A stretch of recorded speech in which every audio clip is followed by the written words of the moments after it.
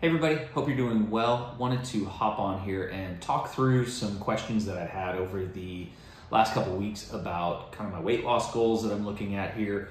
A lot of it was met with shock that my goal was to lose 20 pounds of fat and people weren't quite understanding where that was coming from. So I figured no better way than to review the DEXA information and kind of break down what the information shows and give you guys an idea of how I came up with that number. I'll be honest, I had it in my head first of what I wanted to do, and then the information from the DEXA scan kind of confirmed that. So let's go ahead, we'll dig into this information and kind of break down everything that I learned from my DEXA scan to kind of give you guys an idea of what a DEXA scan is. Before we really dig into all of this information, it's an X-ray.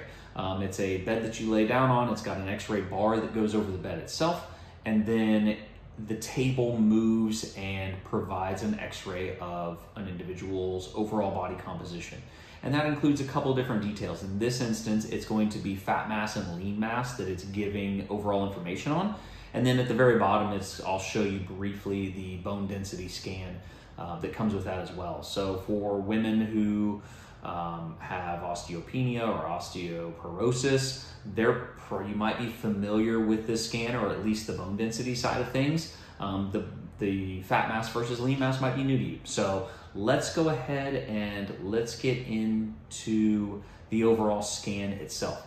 So there's a couple things you're going to see on this initial screen. On the left-hand side, you're going to see an overall scan of my body, and you'll see a couple different things. The density scan is going to be on the left side of the body images, and then on the right side is going to be just an actual X-ray itself.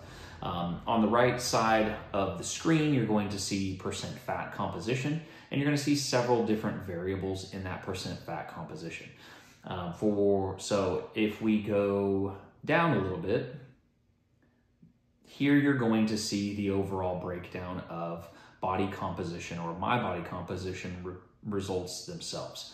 And you'll actually see that it's breaking them down by region. So you have your right and left arm, your trunk, your right and left legs, and then it gives you a subtotal and also takes into consideration the weight of your head. So just to kind of give you some perspective on how all of this works. And there's a couple different things that you're going to see throughout this, but realistically, there's a couple things that I want to point out. And the first one is, if you look at the trunk number on here, that is where I personally store a large portion of body fat. I can always feel it, especially when I go run, whether it's going to be mostly on my back and around my sides. And that is how I know that I've gained a little bit of weight. I can put weight on. I feel it as I run. Heck, you feel it when you put your clothes on. Clothes fit a little tighter, your shirt's a little more snug, just because there's a little bit more mass there in general. And you can see, if I scroll back up here briefly, you're going to see on this X-ray image on the right-hand side, you should be able to see the little yellow lines in there. That's how they section it off into these regions, so you can get a little bit better understanding of what are they looking at when they've got your right leg versus your left leg, or your trunk or your right arm and your left arm. So kind of give you a little bit of an understanding on that. So you'll see the overall numbers on here. Overall fat mass for me is 17,698 grams. And then overall lean mass is 58,131 grams for a total mass of 75,829 grams, which gives me a percent body fat of 23.3%. If you look at my age match, you'll see that puts me about the 48th percentile for overall body fat. And I'm looking at age match solely for this one because that's what's important to me at this point. So if we break all of this down, you can actually see, so with those numbers in mind, and you factor in, okay, my overall goal is 20 pounds of weight loss.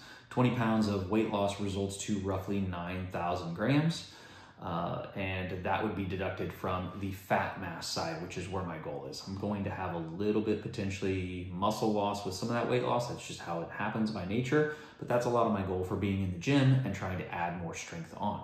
So when you look at the lean mass, which is where muscle mass is going to be factored in, this also factors in bone density, or sorry, your bones into this equation, and is going to skew that a little bit. But for 5 pounds of overall or cumulative muscle mass gain at the end of my weight loss goal, that's going to put it about 2,400 grams roughly. So kind of keep all of that in mind. Overall goal, overall changes by the time I meet that goal, that would put my body fat percentage at about 11.5% body fat. So ultimately, that's still going to be within the ranges when we come here to body fat percentage, and especially age matched. It's going to put me on the low end of average, or the low end of normal ranges for mine, below the normal or the average person, which is where I want to be. I'm not looking to match the average person. I want to be in what I would consider amazing shape for myself personally. And so that's all going to play into this. You're gonna see on here also this BMI scale that's on here. BMI is not a very good scale, quite honestly. It doesn't factor into account a lot of variables. And if you've been watching the Olympics, you've seen some of the controversy that came with the women's rugby player that showed her BMI as overweight and borderline obese. I'm sorry, it was actually overweight based on this. It put her at 30 for a BMI. And so BMI is one of those things that I don't pay any real attention to, because there are so many variables that impact that. So to kind of give you an idea of what that is on here, BMI right now is in normal ranges. Even with my weight loss, it's still going to be within the normal ranges, or the green zone on here. But like I said, I'm not really worried about that. My goal is to feel good in my own body and to feel fit as well, whether I'm in the gym or on the bicycle, or quite honestly playing in the backyard with my kids and having fun. So let's go ahead and let's scroll down here to the bone density side of things as well.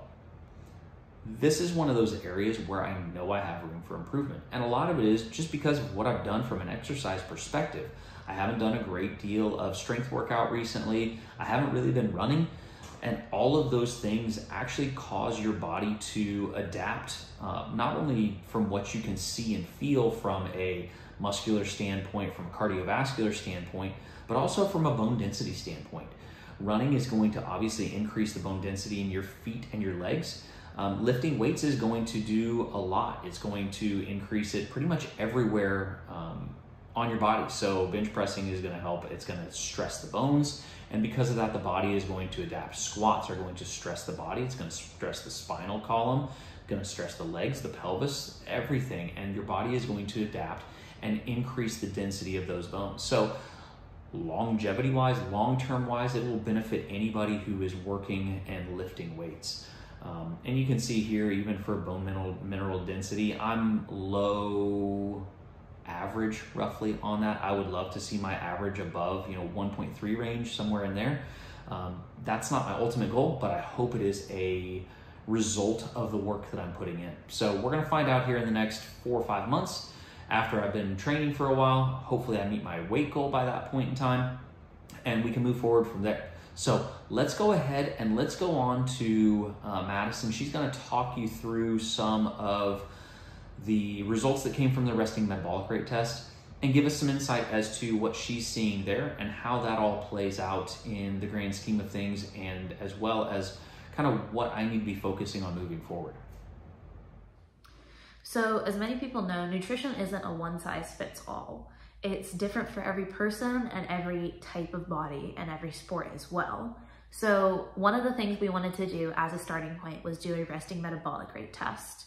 With this, it gives us the base amount of calories that you need to sustain everyday bodily functions. And then from there, we're able to take the activity factor from whatever training it is that they're doing, and we can continue to reach those goals. In Brady's case, we're wanting to work further down towards race weight while still increasing athletic performance and preserving that muscle mass. So what we're able to do is see his base metabolic rate, which is 2,040 calories, and we can then go and tailor this to the days that he is training and not training. As you can see on the results, on days that he's not training, he needs around 2,600 calories. But on days that he is training, we need to supplement that caloric burn and increase it closer to 3,000 calories, just so we're continuing to see the results that we want while also fueling the body, which is first and foremost the most important thing.